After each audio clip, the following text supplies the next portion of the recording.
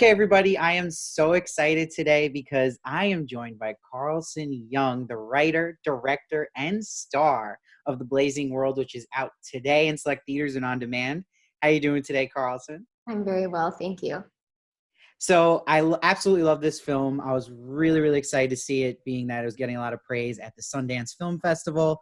What was really cool about this was that, you originally did a short of this film and now you're doing this feature debut as a director, which is really exciting. But were you always planning to be the star of it as well? Or was that kind of intimidating to be like, oh, it's the first film I'm directing, but also having to star in? Was that like a lot? It was intimidating, but I sort of always felt really drawn to the character, and I look back and there are just sort of nuances that I don't know if I could have articulated to another actor. So I felt really comfortable wearing all of the hats with this one in particular. Yeah. And I mean, it's amazing how impressive you do all of the hats. And it's exciting because I feel like horror directors and anything horror is like the rock stars of the film industry right now. So it's always exciting to Yeah. see a new one on the scene like yourself. But you're really good at doing jump scares, which I think a lot of people struggle at first. Do you have a specific strategy for that, or any advice you can give aspiring horror directors and how you kind of go about timing jump scares?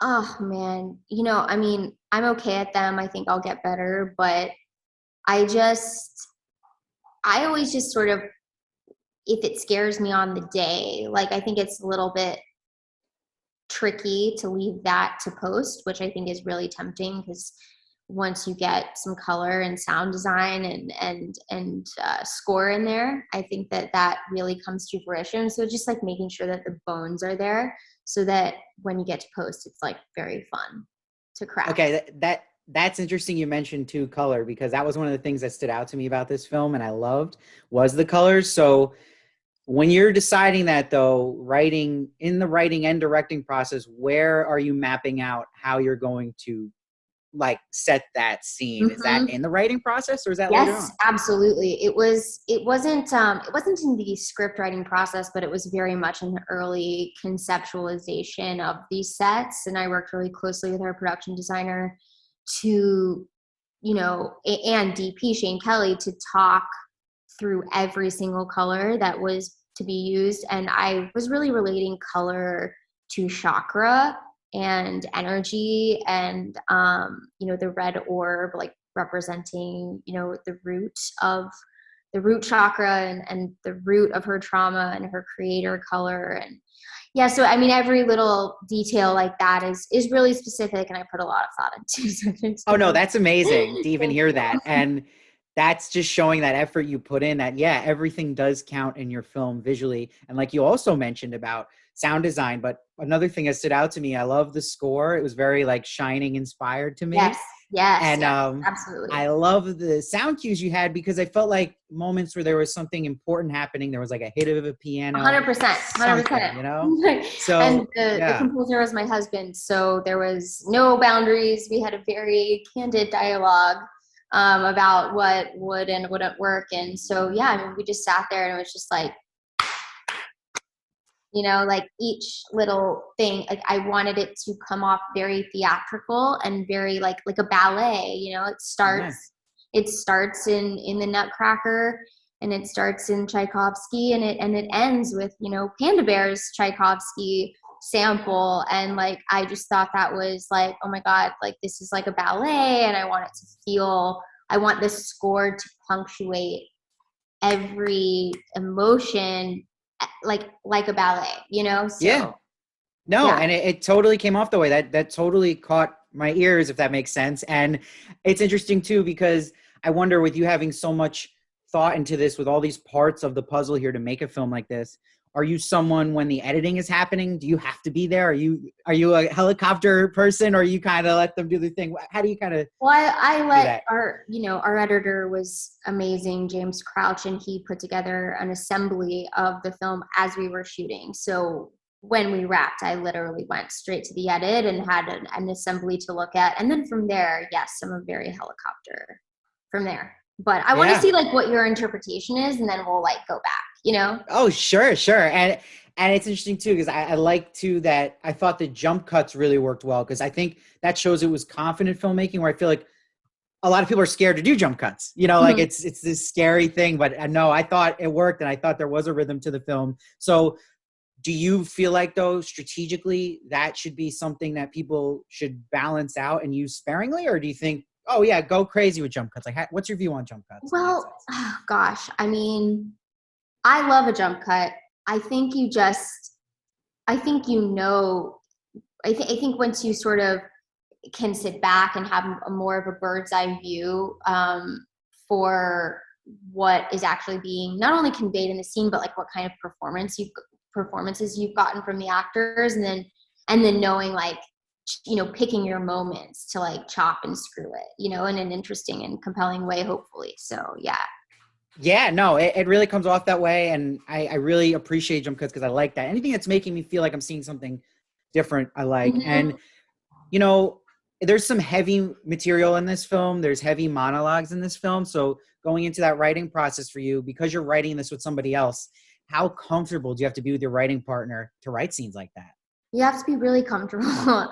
Pierce, my co-writer Pierce Brown, is obviously very well versed in the fantasy space, and someone I respect really deeply as a friend and a writer. He's one of my first friends that I ever had, really, when I moved to Los Angeles. And so he's a really close friend, and we were able to really speak a language together because we love the same shit and because we're really good friends. So yeah, Yeah.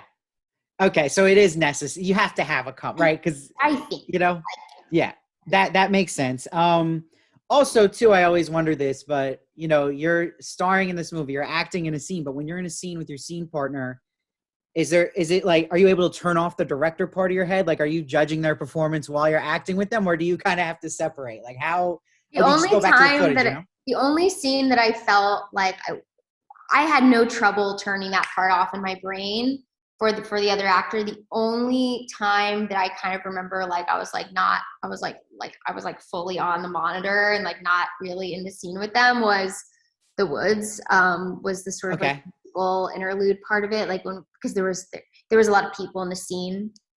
So I'm just like, I'm sorry.